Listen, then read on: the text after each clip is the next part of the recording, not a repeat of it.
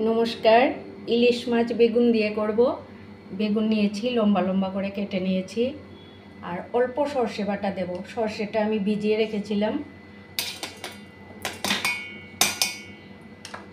আর ফোড়নে দেব কালো জিরে, কাঁচা লঙ্কা, আর মশলা শুধু অল্প লঙ্কা গুঁড়ো আর অল্প হলুদ গুঁড়ো দেব।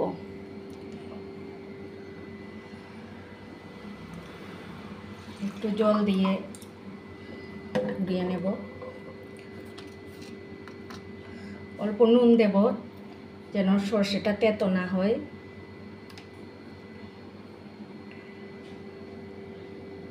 দেখুন কি করে করি। মাছটা আমি অল্প ভাজবো নুন হলুদ দিয়ে। ইলিশ মাছ বেশি ভাজলে টেস্ট চলে যায়। অল্প একটু ভেজে দেব। সেদ্ধ করলে তো আলগা কথা, কাঁচাই দেই। নুন হলুদ দিয়ে অল্প ভেজে নেব। আর এইদিকে মশলাটাও গুলে রাখছি। তেলটা গরম হয়ে গেছে, মাছটা দিয়ে দিচ্ছি। নুন হলুদ মেখে রেখেছিলাম একটু সময়।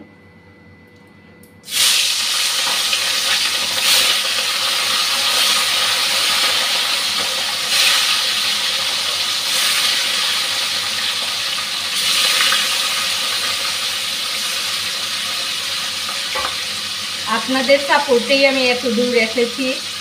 আপনারা আমাকে সবাই সাপোর্ট করবেন, তাহলে আমি অনেক দূর এগিয়ে যেতে পারবো। একদম অল্প করব, ভেজে নেব, নাহলে ইলিশ মাছের সুন্দর স্মেলটা চলে যাবে।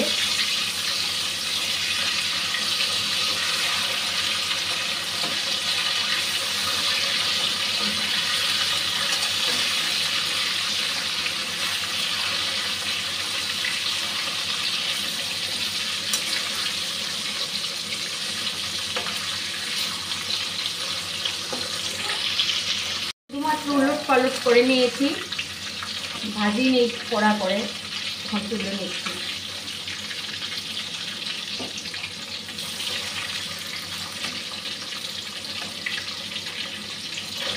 ইলিশ মাছ তো মনে হয় সবাই পছন্দ করে।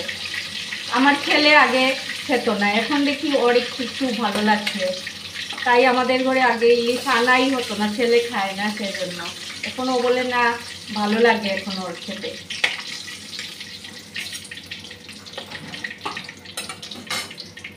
এখন বেগুনটা আমি অল্প ভেজে নেব।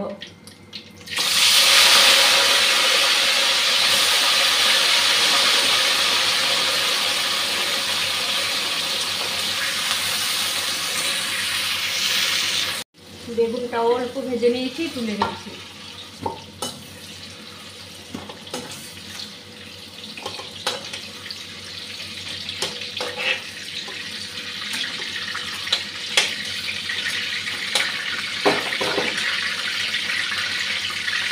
এখন কালো জিরেটা, প্রথম কাঁচা লঙ্কাটা দিয়ে দিচ্ছি। সরি, হঠাৎ বলতে বলতে ভুলে যাই। এখন কাঁচা লঙ্কাটা দিয়ে দিচ্ছি, কালো জিরেটা দিয়ে দিচ্ছি। সরি, আজকে আমার শুধু ভুল হচ্ছে।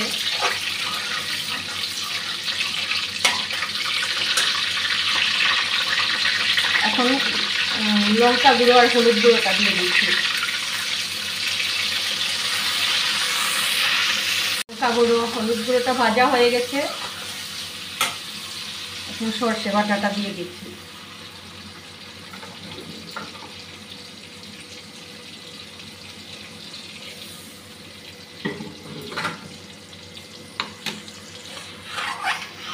বাটাটাও ভাজা হয়ে গেছে। সর্ষে বাটা বেশিক্ষণ ভাজবো না, পুড়ে যাবে।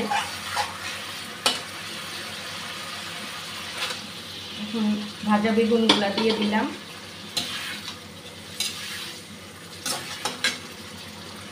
মাছটাও দিয়ে দিচ্ছি।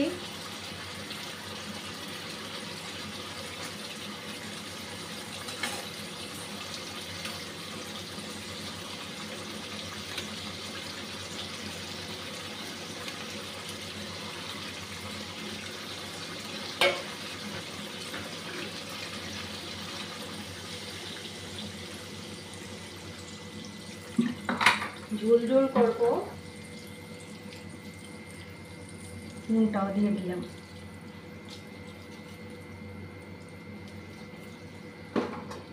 এখন অল্প সময় ঢেকে রাখবো।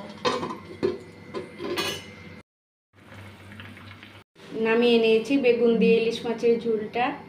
আপনাদের যদি আমার এই সাধারণ রান্নাগুলি ভালো লেগে থাকে তাহলে আমার পাশে থাকবেন সবাই। সবাই ভালো থাকবেন, সুস্থ থাকবেন। শুভরাত্রি।